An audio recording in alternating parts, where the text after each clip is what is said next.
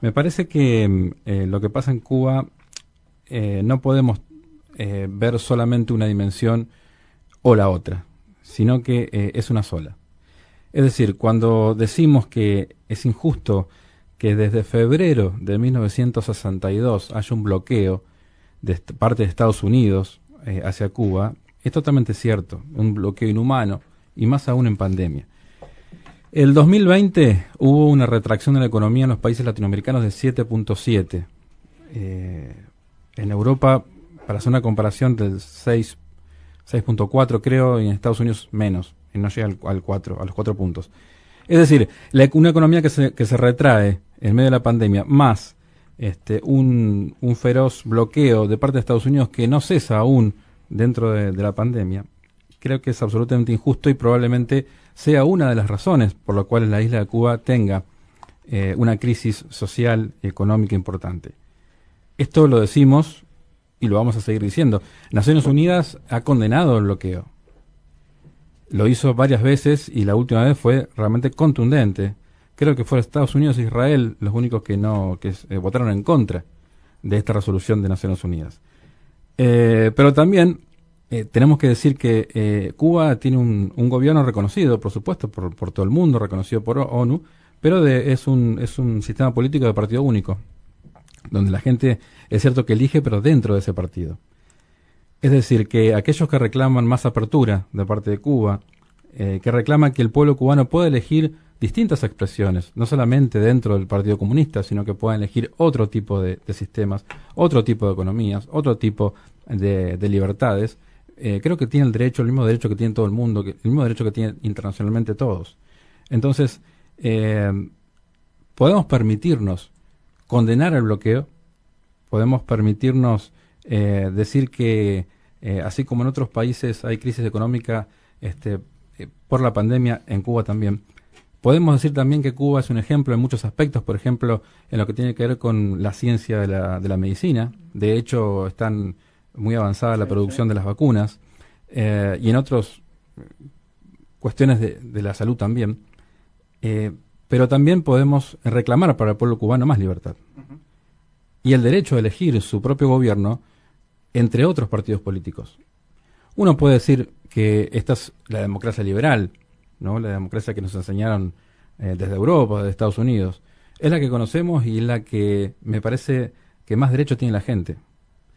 Si el pueblo cubano está conforme, es un pueblo digno y quiere seguir con los postulados del Partido Comunista, estoy convencido que lo va a votar y que seguirán en el poder.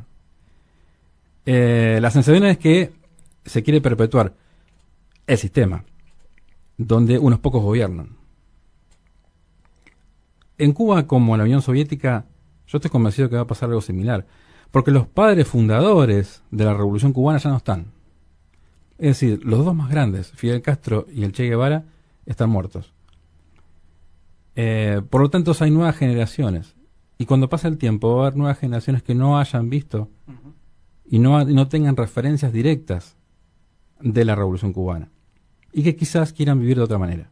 Entonces, es probable que sí estemos, a pesar de que el presidente de Cuba diga que su gobierno no es un gobierno de transición, yo creo que estamos en épocas y tiempos de transición. Defiendo y banco a muerte la dignidad del pueblo cubano. Sé de lo que es capaz de hacer Estados Unidos, que lo ha hecho en muchos países. Probablemente alguna influencia tenga, pero me parece que las grandes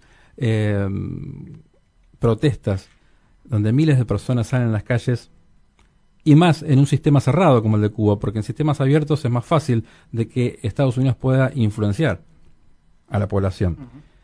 En estos momentos en Cuba no es tan fácil, por todas las restricciones que tiene y la falta de libertad justamente. Entonces, estamos en condiciones de decir que ambas cosas son realidades y que podemos condenar ambas cosas. Podemos condenar el bloqueo de Estados Unidos y podemos condenar la falta de apertura política del gobierno de Cuba. Y en el medio está la gente, que sufre una cosa y sufre la otra. Sufre un bloqueo inhumano y sufre las faltas de libertades.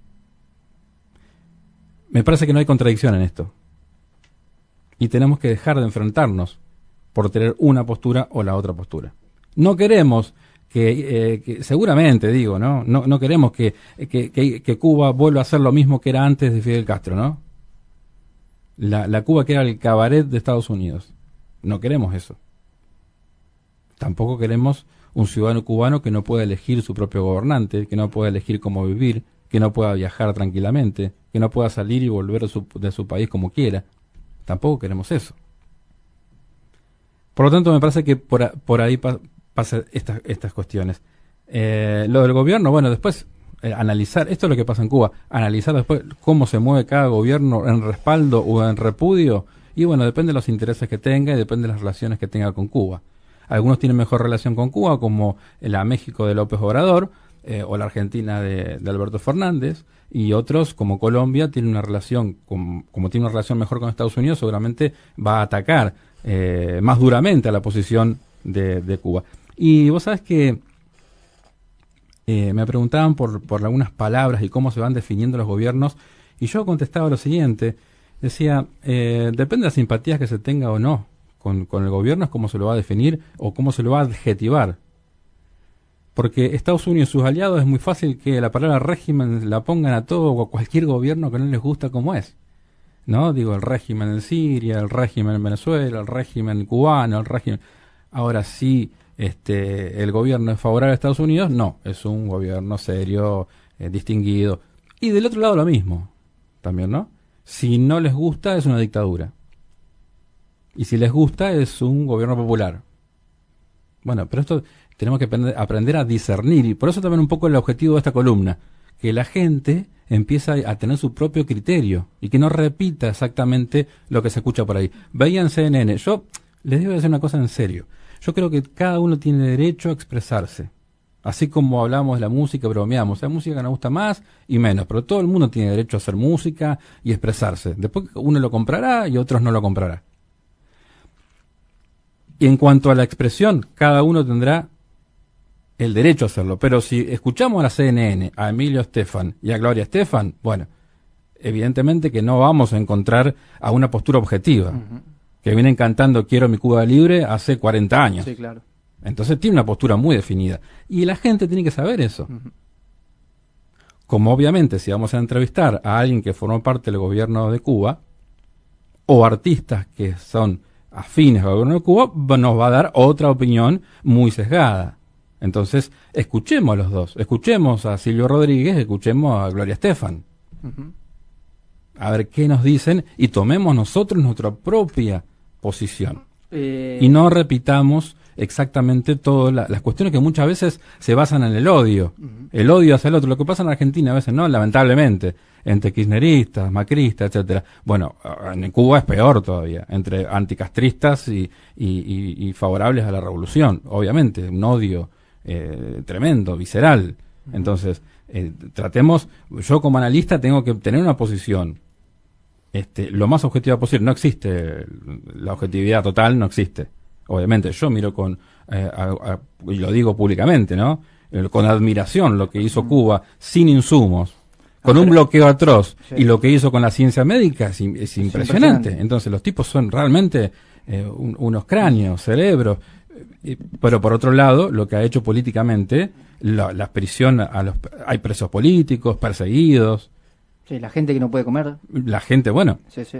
Por supuesto. Lo que yo te escuchaba hace un rato, decir, ¿cómo puede ser un gobierno justo si le damos carne de primera a un turista o tenemos una Cuba, una isla capitalista en lo turístico y tenemos un pueblo sumido en el comunismo y en la pobreza? Es decir, eso no es justo. Entonces, bueno, hay cosas para aprender de la experiencia cubana. Para mí es una experiencia ya casi perimida. Para mí es ya una experiencia casi perimida. De todas maneras, hay cosas que aprender que han hecho muy bien y cosas que son lamentables.